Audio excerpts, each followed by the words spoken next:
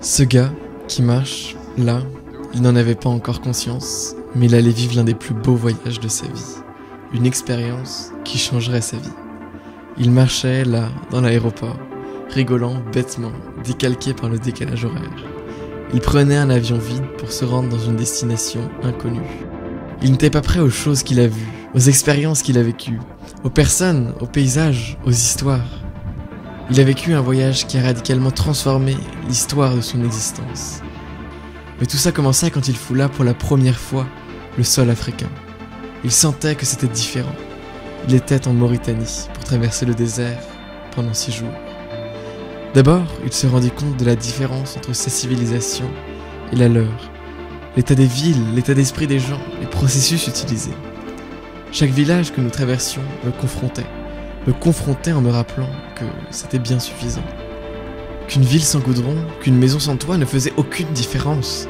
Que ses habitants vivaient simplement, et simplement de manière différente de nous. Tout était différent ici. J'allais avoir tellement de choses à apprendre. Mais nous commençâmes notre aventure dans la voiture pour se rendre à Shingati, la 7e ville sainte de l'islam. C'était le point de départ de notre trek. Nous arrivâmes dans une auberge, l'auberge Zagram, tenue par un habitant de Shingati, Abdul. Il avait une vie à couper le souffle.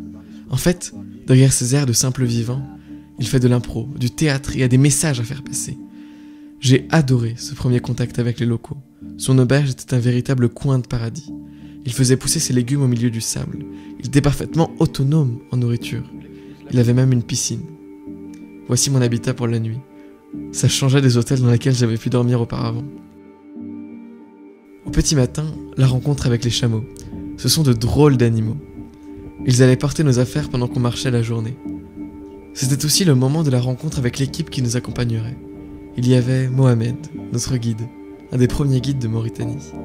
Ça faisait plus de 30 ans qu'il guidait des groupes dans le désert. Il en connaissait tous ses recoins, par cœur. Le bat, une véritable pile électrique. Il allait faire la cuisine pendant 7 jours. Et enfin Moma, le chamelier. C'est lui qui chargerait les chameaux et leur donnerait à manger. Je partais avec mon pote Ulysse, qui relève sans défi à travers le monde, et une dame que nous ne connaissions pas, qui s'appelle Laurence. Les chameaux chargés, il était temps de partir, et au bout de quelques secondes seulement, j'étais pris de court. J'avais les larmes aux yeux, j'étais tellement content d'être là, d'être au milieu du désert, d'avoir la chance de voir ces paysages. La première chose frappante dans le désert est le silence total. Pas d'oiseaux, pas de bruit du vent dans les feuilles, pas de route ou d'avion. Et ces dunes à perte de vue. Comme au milieu de l'océan, quand on n'aperçoit plus la berge, dans le désert, on se sent seul, noyé dans un amas de milliards de grains de sable. On se sent aussi vivant, plus vivant que jamais. Pas de téléphone, pas de réseau, mais de la connexion. Beaucoup de connexion. De la connexion entre humains d'abord. De nombreux moments au coin du feu à discuter. Des moments à jouer aux cartes, des moments à partager en silence un bol de soupe ou une belle vue. Mais aussi et surtout de la connexion avec soi-même.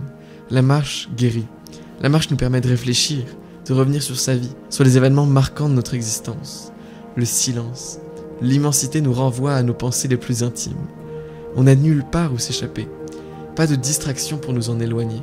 On est confronté à nous-mêmes, à notre simple présence. On est en conscience de soi, de la présence du désert également. On se sent puissant. On se sent connecté aussi à plus vaste. Ça ne s'explique pas, ça s'expérimente. Il faut avoir ce sentiment dans son corps, cette inspiration au sommet d'une dune pour s'en rendre compte. Pour se rendre compte que tout ça, ce que l'on voit et ressent, ne fait qu'un. Dès le 2e jour, la routine s'installe. On se lève avec le soleil, on prend notre petit déjeuner, des crêpes le plus souvent. Puis on remballe le camp et vers 9h, on se met en route. On marche près de 3 heures, dans le sable, dans les dunes. J'essaye de faire le vide, de me concentrer sur mon centre, ma colonne vertébrale, d'observer comment tous mes membres s'insèrent sur cette dernière. Mais je n'y arrive pas souvent. La plupart du temps, une pensée arrive. Les mêmes pensées, souvent. Et puis mon attention revient à mon souffle, avant de redévier. Et puis, sans m'en rendre compte, me voilà déjà en haut d'une dune, du sable à perte de vue. Je m'arrête pour contempler, boire une gorgée, prendre le temps d'être émerveillé. Puis, à midi, nous nous arrêtons sous un arbre ou dans une oasis. Nous mangeons un repas, souvent froid. Puis vient un moment d'oisiveté totale. Jusqu'à ce que la température redescende, vers 16 heures, nous somnolons, contemplons, ou lisons. On regarde la vue, par un moment, puis on se dit qu'on aimerait bien dormir un petit peu. Alors on fait la sieste, on se laisse somnoler, au soleil, puis une sorte d'éveil intellectuel nous dit qu'on devrait lire. Et puis nous ressomnolons, et c'est reparti. J'ai d'ailleurs eu l'occasion de lire L'Alchimiste, qui m'a accompagné dans ma quête spirituelle, et les 7 lois spirituelles du succès également, qui m'a encore une fois donné des pistes de réflexion et d'évolution. Puis c'est le moment de repartir, nous rechargeons les chameaux et nous dirigeons vers le campement du soir. 1 heure de marche environ, et nous sommes déjà arrivés. C'est le moment de discuter. Chacun raconte ses histoires de voyage, ses histoires de vie. Je questionne Mohamed sur les différences culturelles entre nos 2 pays. Et puis le repas arrive, toujours excellent. Et puis c'est au tour des étoiles de se montrer. Dans le désert, tu vois des ciels étoilés comme tu ne les as jamais vus. Quand tu regardes le ciel, allongé au beau milieu du désert, tu te sens vraiment vivant. T'es entouré de dunes à perte de vue, sans aucun signe de civilisation, sans aucun bruit à l'horizon. Et quand tu regardes vers le haut, tu vois des étoiles. Tu vois un ciel avec une profondeur inouïe, et tu te dis que c'est immense, c'est magnifique. Puis chacun retourne dans sa tente, et je me couche à la belle étoile. Et puis je me réveille avec les premiers rayons du soleil, et c'est reparti. Et ça, c'est le beau gosse du désert. Ce voyage, il m'a fait repenser beaucoup de choses, en particulier mon rapport au temps. Je me définis comme le gars de 17 ans le plus productif du monde. Je vends des formations sur la productivité, et je fais du conseil en efficience.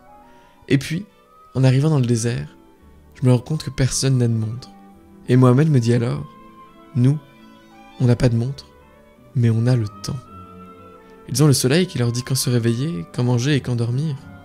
Ils n'ont pas besoin de plus. Ils ont le temps de prendre le temps. Ils ont le temps d'être dans une oisiveté totale. Ils ne cherchent pas à convertir chaque seconde de leur temps en valeur ajoutée. S'ils ont une chose à faire dans une journée, ils ne se pressent pas. Ils savent qu'elle sera faite. Ils travaillent moins, gagnent moins, mais vivent plus, sont plus présents, prennent le temps de se détendre, de passer de bons moments, sans jamais se soucier de la productivité. Je le répète, je vends des formations sur la productivité et on passe 12 heures par jour à ne rien faire. Ou plutôt à ne rien avoir à faire. J'ai adoré ces moments, et ils m'ont fait progresser plus que 2 semaines de productivité. Ainsi, j'aimerais intégrer un nouveau système de flânage dans mes journées. Je pense que ça ne va pas être facile, mais j'ai hâte d'essayer.